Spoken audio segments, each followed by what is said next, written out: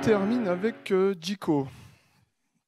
Donc Jiko, ça veut peut-être dire en japonais, je le fais moi-même, à vérifier. Ce qu'on a voulu faire avec Jiko, c'est un proof of concept. Donc ça commence à marcher plutôt bien. Le but, c'était de montrer que voilà, dans Pentao, on sait rajouter des plugins dans Kettle, mais on sait aussi rajouter des plugins dans le BI serveur. Le constat qu'on a fait, c'est que pour l'instant, mais je pense que Sébastien va m'arrêter, je pense que Pentao va aller vraiment un jour sur ça, du vrai self-service dashboard.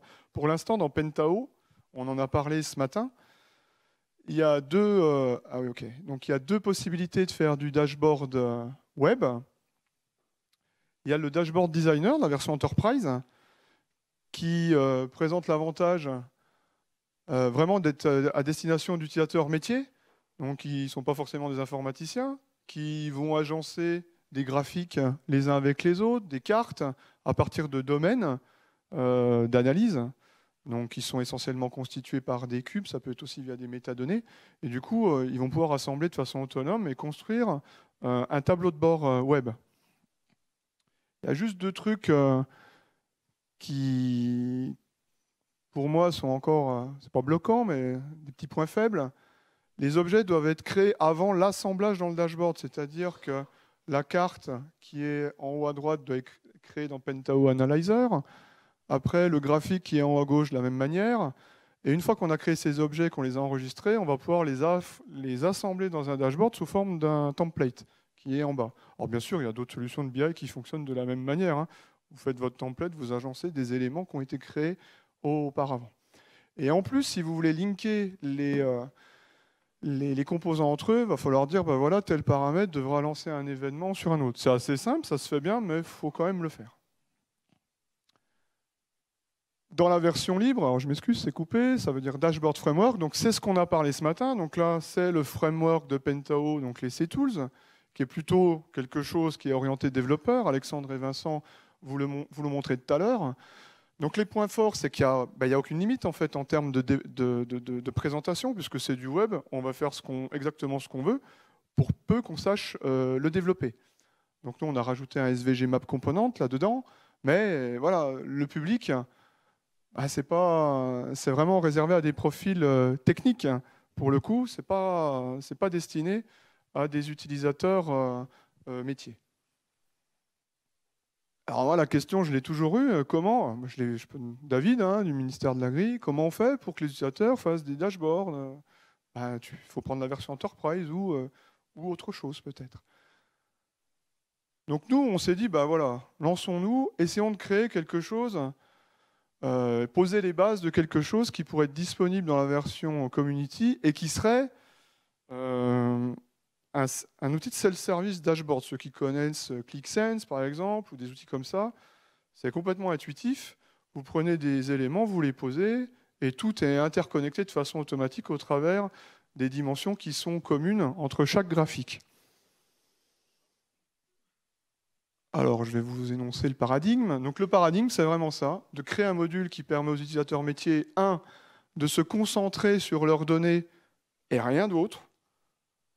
C'est-à-dire, non, il ne faut pas que je crée le truc avant, il ne faut pas que je fasse un lien entre le paramètre du premier graphe pour le mettre sur le deuxième. Et le deuxième, justement, de faire en sorte qu'il bénéficie de cette simplicité pour pouvoir explorer et découvrir les datas. Donc, je vous invite à le tester, vous le verrez mieux sur votre serveur Pentao. C'est disponible sur la marketplace, ce proof of concept, en V0.0.0. Donc, vous pouvez le télécharger sur la Pentao 6. Vous pouvez le télécharger et si vous avez des cubes qui sont disponibles, il va les mapper, vous allez les retrouver dans l'interface. Je vais vous le montrer dans la démo. Alors, ma démo, ça va être... je vais m'asseoir.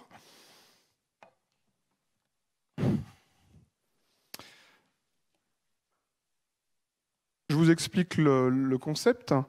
Je vais prendre des données Open Data, donc je vais rendre hommage au ministère de l'Intérieur, je vais prendre des données Open Data du ministère de l'Intérieur. C'est des données de la base d'accidents corporels de la circulation. Bon, c'est pas très, voilà, c'est pas très gai, mais le but c'est de vous montrer que sur un simple échantillon de données, on va pouvoir mettre en œuvre Jiko. Donc, ce que je vais faire, et ça me permettra aussi de résumer un petit peu ce que peut faire la plateforme Pentao, une espèce de synthèse aussi de cette journée. Je vais vous montrer ces fichiers, je vais les intégrer bien sûr avec Kettle dans une base Postgre. J'ai créé une table déjà à l'avance. Donc, il y aura vraiment une petite partie Kettle pour juste vous montrer ce qu'on peut faire avec. Il y a un serveur décisionnel qui, bien sûr, est connecté à cette base PostgreSQL. Donc, je ferai une petite étape de modélisation dans le modéliseur agile là, de Pentao BI Server. Puis après, on pourra peut-être se dire quels sont les états qu'on peut sortir. Donc, dans Pentao, il y a deux grandes catégories d'états. Il y a le prédéfini. Donc, vous cliquez, vous avez quelque chose et vous vous occupez pas de la mise en page. Donc, soit c'est des rapports avec Pentao Report Designer, du PDF, de l'Excel, soit c'est des dashboards, donc avec le framework Dashboard Framework. Donc là, on est vraiment sur une utilisation des restitutions. Les utilisateurs, ils cliquent, ils ont quelque chose. Et par contre, il y aura dans le ad hoc, ils vont créer quelque chose eux-mêmes avec cette sémantique d'abstraction. Donc nous, quand on fait des projets Pentao, les restitutions prédéfinies avec le reporting, on utilise Report Designer ou BERT quand c'est intégré dans Pentao, c'est possible. On utilise des C-Tools pour faire des dashboards prédéfinis, comme vous avez vu ce matin à l'Institut de l'élevage, par exemple. Et puis sur la partie ad hoc, donc là, on va retrouver, c'est là où il y a une grosse différence entre Pentao Community et Pentao Enterprise. Dans la community, on va retrouver les outils plus ou moins sexy, notamment je pense à Waker, le Web Ad Hoc Query Reporting, qui permet de faire des rapports ad hoc sur des domaines d'analyse. Vous avez quelque chose de bien mieux dans la version Enterprise qui est Interactive Report, qui vous permet de créer des rapports au niveau détail. Jusqu'à maintenant, nous avions Saiku, faire de l'OLAP, on en a parlé ce matin. Dans la version Enterprise, donc là on a Analyzer, vraiment le terme exact report, qui lui vraiment est, comme disait Sébastien, vraiment le truc 3 étoiles, parce qu'il s'appuie vraiment sur des cubes Mondrian, mais en termes d'interface, c'est plus puissant que Saiku. Et il manquait une petite case là pour faire des dashboards, donc j'ai parlé du dashboard de la version Enterprise. Nous, on va essayer de compléter cette case avec nos modestes moyens, mais on va essayer, avec Jico. Ça, c'est la fin. Alors, l'exemple, il va être... donc j'ai 20 minutes, ça devrait être bon. Je vais vous montrer juste les données d'entrée.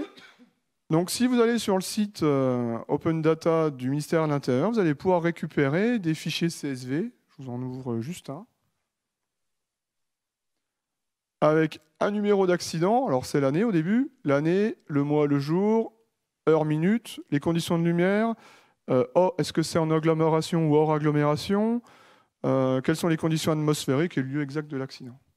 Et puis il y a d'autres fichiers qui vont permettre d'avoir d'autres informations un petit peu plus détaillées. Donc Kettle, c'est l'outil idéal pour intégrer ces données. Donc tout simplement en allant extraire les caractéristiques des accidents avec une brique d'extraction depuis fichier CSV. Donc là, il en lit 4-5 d'un coup, donc 4 ou 5 années différentes. Voilà, donc là, j'ai l'image dans Kettle. Alors, je vais quand même essayer de faire en sorte que ce soit lisible. Pénible, hein, ça. Voilà, on retrouve les accidents dans Kettle et on va pouvoir après les traiter. Alors, c'est un traitement Kettle assez simple, ce qui montre aussi comment fonctionne Kettle, hein, c'est vraiment très simple. Là, il y a une brique qui me permet... j'ai les départements d'outre-mer, enfin les TETOM, HTOM, je les enlève, je vais garder uniquement la France métropolitaine. Donc on écrit un tout petit bout de code pour récupérer par rapport au fichier le numéro du département, mettre un flag pour dire est-ce que c'est un DOM-TOM ou pas. Puis après, je vais laisser passer les données qui m'intéressent. Je garde les champs utiles, donc c'est une étape très utile dans Kettle qui me permet de garder les champs dans le flux. Je garde la France métropolitaine, donc en gros, c'est est-ce que je prends les DOM-TOM ou pas? Si c'est DOM-TOM 0, c'est pas DOM-TOM, donc je laisse passer. Et après, je vais faire des lookups, je vais aller rechercher les infos qui manquent dans mon flux d'entrée. Il y a d'autres fichiers, il y a les lieux d'accident. Alors je vais lancer le traitement comme ça, on pourra voir les données en prévisualisation. Donc les lieux d'accident, un référentiel géographique, voilà, dans quel département ça s'est passé. Donc tout ça, ça va me permettre de constituer finalement une table de faits dans laquelle j'aurai toutes mes données. Alors est-ce que ça tourne? Voilà, là je suis en train d'extraire les types de voies sur lesquels c'est en train de tourner. Voilà. Voilà, on ramène des. Je suis désolé, j'arrive pas à voir la barre de scroll. Bon, pas très grave. Donc voilà, un traitement Kettle qui va me permettre d'intégrer les données, de les remapper, parce que là, il y a une documentation qui est fournie par le provider de données. Là, en open data, il y a un petit dictionnaire qui dit voilà, sur tel champ, telle valeur, c'est telle localisation. Ben voilà, la valeur 1, c'est l'autoroute. Donc je vais les remapper dans Kettle en dur. Hein, je ne vais pas m'embêter. C'est avec une étape de mapping simple. Et ça, je vais le faire sur la localisation, les types d'intersections. Voilà, est-ce que c'est un croisement? Est-ce que c'est sur un giratoire? Et toutes ces infos-là sont stockées par la police ou par la gendarmerie quand il y a un accident. J'enlève les nuls, je remplace les chaînes nulles et j'agrège. Donc là, j'ai des données au niveau jour, au niveau commune, tout est à la commune. Hein. Donc je vais réagréger, je vais mettre ça au niveau département, au niveau mois. Et je charge une table d'accident. Là, normalement, elle est chargée. Donc cette table-là, je vais pouvoir l'exploiter dans mon serveur Pentao. Donc je vais sur la console. Pareil, je vais faire pareil, je vais réduire. Je vais aller sur le serveur web maintenant, et là je vais faire la deuxième étape, l'étape de modélisation. Ça ne tient pas. Voilà. On va dire que c'est bon. Donc j'ai un serveur Pentao qui tourne. Donc je me connecte. Ping.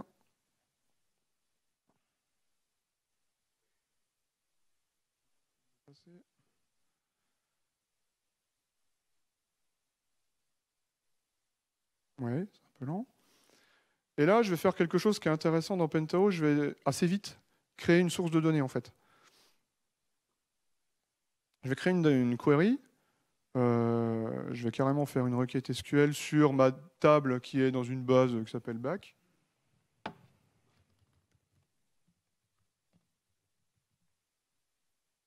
Là, il y a juste... alors, c'est là que ça va être sympa. Je vais vérifier que je connecte bien.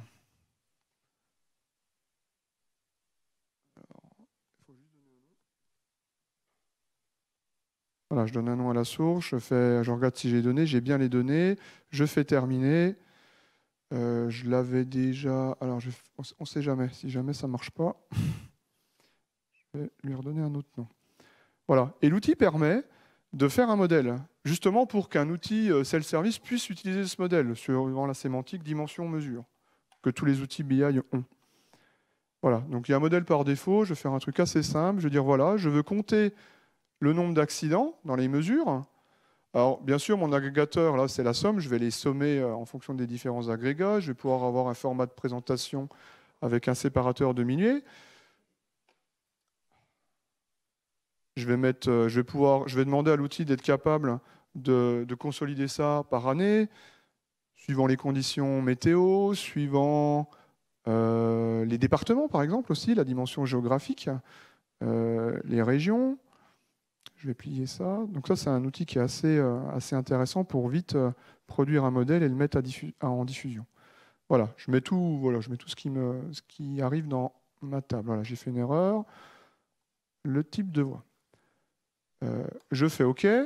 Mon modèle est utilisable. Donc je peux l'utiliser normalement dans les outils de la suite Pentao. Donc Saiku si je suis en version libre. Ou Pentao Analyzer si je suis dans la version Pro. Alors là, là, je suis dans une version Community, donc juste vérifier que ce cube a été créé. Il doit s'appeler back2. Ouais, il est ici. Et ouais, je m'excuse, hein, c'est un peu... Je vais remettre ça comme ça, voilà. Et là, bah, du coup, j'ai mes items et normalement, l'outil est censé pouvoir me compter mon nombre d'accidents par année, je sais pas, moi, par type de collision. Et là, je suis dans le monde OLAP avec ce que vous connaissez déjà, avec Saiku. Alors, une fois qu'on a téléchargé Dico, ben, on le voit arriver ici. Et là, on a une interface. Alors, je vais essayer de le mettre en pleine page, qu'on voit un peu mieux. Donc, c'est du self-service. L'idée, c'est un proof of concept. Mais voilà, l'idée, c'est je prends des items, je les mets dans l'interface et ça me construit quelque chose avec un mapping qui est, ben, dans Pentao, pour l'instant, on a ce mapping cube. Donc, on raisonne comme ça. Donc, je prends ma source back2 et je dis, voilà, j'ai plusieurs dimensions manipulables. Je voudrais voir, par exemple, quelle est l'évolution du nombre d'accidents par année. Donc, je prends les années, je prends le nombre d'accidents, je valide. Et là, il y a un ordre lab qui est envoyé au serveur et qui me génère un graphique. Et je vois bah, que les accidents ont tendance à baisser, sauf qu'il y a eu un petit pic en 2014 et que c'est encore voilà, que c'est remonté en 2015. Et là, du coup, je vais pouvoir construire un tableau de bord bah, plus ou moins à façon. Je pourrais refaire, par exemple, une courbe, la mettre à côté. Vous voyez, c'est du drag and drop. Bon, je peux construire. Alors, du coup, j'ai un problème à cause de la place à l'écran, là. Voilà, donc ça c'est typiquement le genre de bug qu'il faut qu'on résolve parce que mon interface avait déjà un size défini. Donc là je dépasse un peu, donc il va falloir que je fasse ça pour que ça s'adapte. Mais vous voyez, le graphique s'adapte à la taille, à la place qu'on a sur le screen. Donc je pourrais mettre à côté une courbe par exemple, avoir le même graphique mais avec une série, je ne sais pas moi, sur les régions pour voir dans quelle région de France. On va mettre les régions en série, là, on a le plus d'accidents. Alors, je ne sais pas si on voit bien. Quelle est cette ligne? Donc la ligne ici, c'est l'Île-de-France, qui est logique en termes de population. Donc voilà, on commence déjà à comprendre qu'on va pouvoir construire un tableau de bord et peut-être avoir des données sous forme table, en fait. Donc là, je vais construire dessous un tableau de données. On a essayé de plugger quelques composants de base, en fait. Donc, reprendre l'année, par exemple. Reprendre, bah, je vais peut-être avoir le détail par département maintenant. Donc, je vais mettre les années, les départements. Bon, je vais faire quelque chose de simple. Pas trop.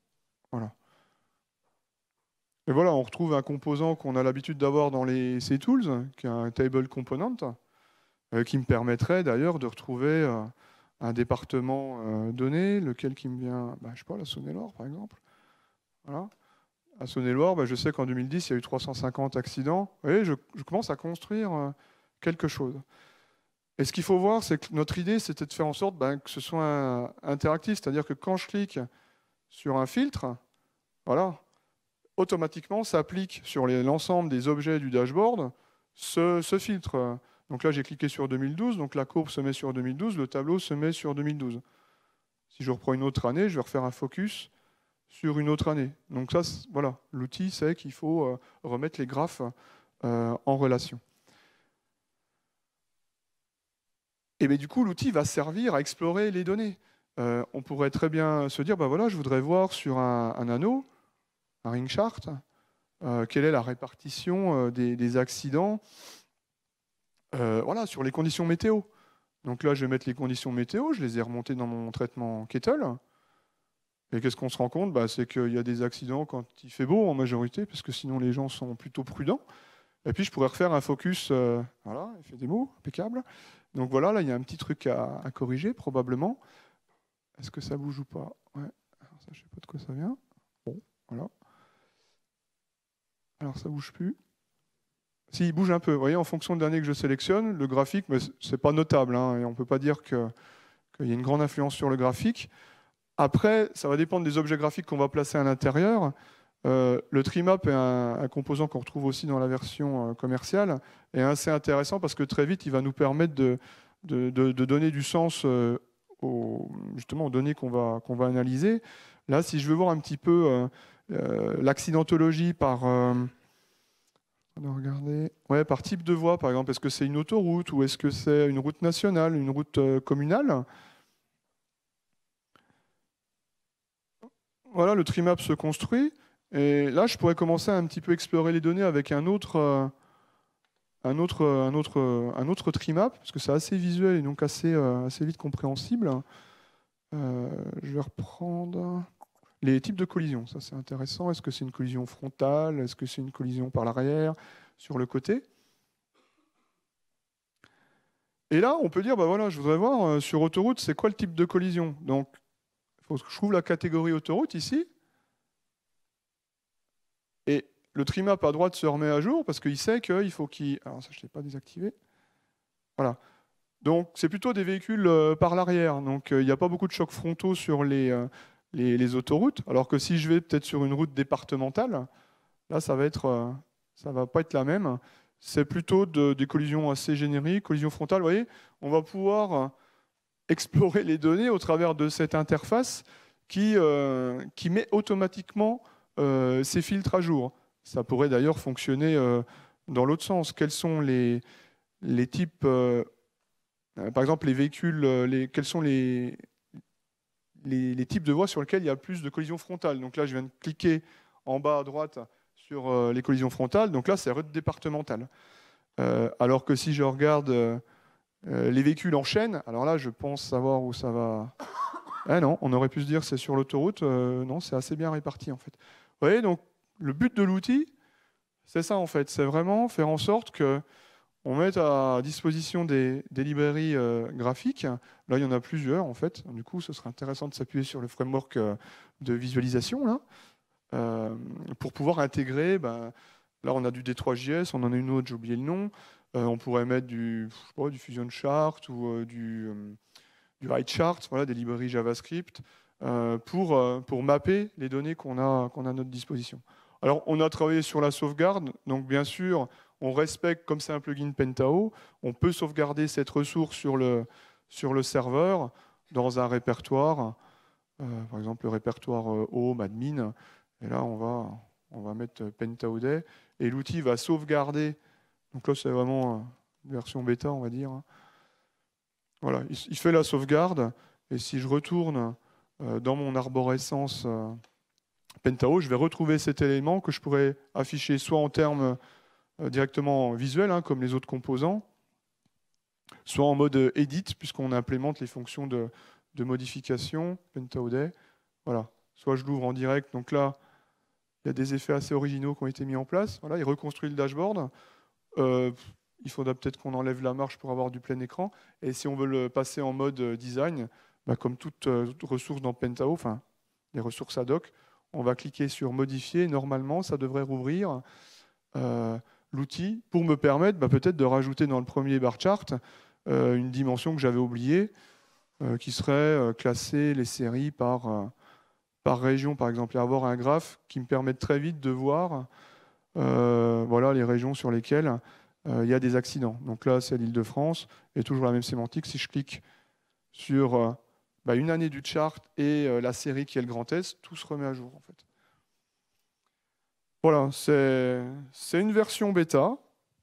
En bêta, c'est pas dans le sens péjoratif du terme. Ça demande à être amélioré. Techniquement, comment ça marche?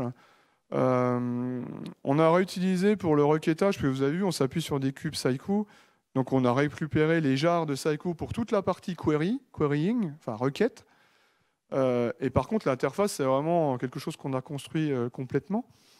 Donc maintenant, ce qui serait intéressant, et c'est là où on va peut-être rebondir avec ce qu'on a vu tout à l'heure, pourquoi pas mettre une carte SVG, pourquoi pas mettre d'autres types de représentations, et voilà, avoir quelque chose qui permettra à vous d'explorer des données sous cette forme-là, quoi.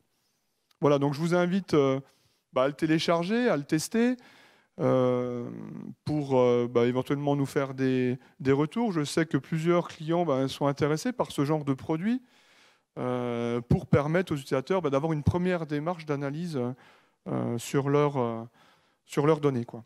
Voilà, donc téléchargez-le, essayez-le et faites-nous des retours sur ce plugin. Ça ne marche pour l'instant qu'en Pentao 6, donc ça ne marche pas en 5, ça ne marche pas en 7. Donc on fera en sorte que ça fonctionne en 7 là d'ici peu. Donc il faudra un Pentao 6.x pour que ça fonctionne. Voilà, donc du coup on arrive à la fin en temps et en heure du Pentao Day 3e édition.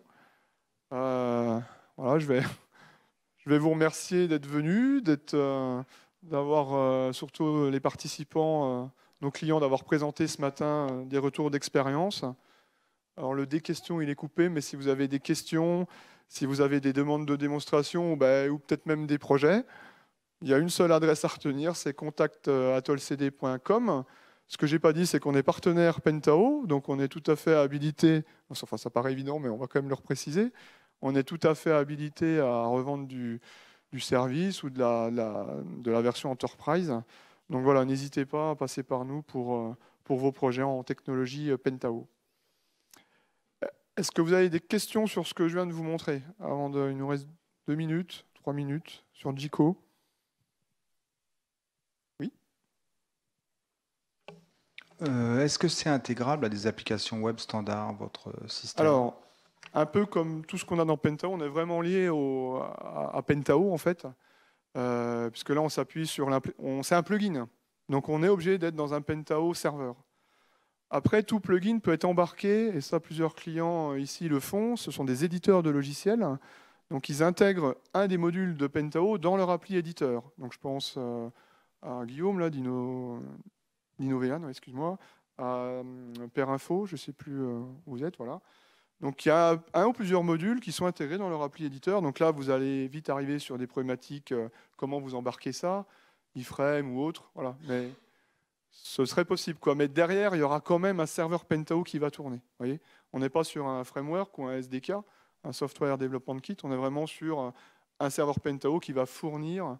On l'a fait chez Intervox là, il n'y a pas longtemps. Maintenant, on a une mécanique d'API là qui permet d'embarquer des graphiques sous forme de composants unitaires dans une appli en fait. Ben voilà, il y a des problématiques d'intégration, d'authentification aussi, d'habilitation entre l'appli qui accueille et Pentao. Vous voyez, c'est ça le truc. Bon. Mais ça reste du Pentao natif quand même. D'autres questions sur Jico? Non? Oui, c'est Cross.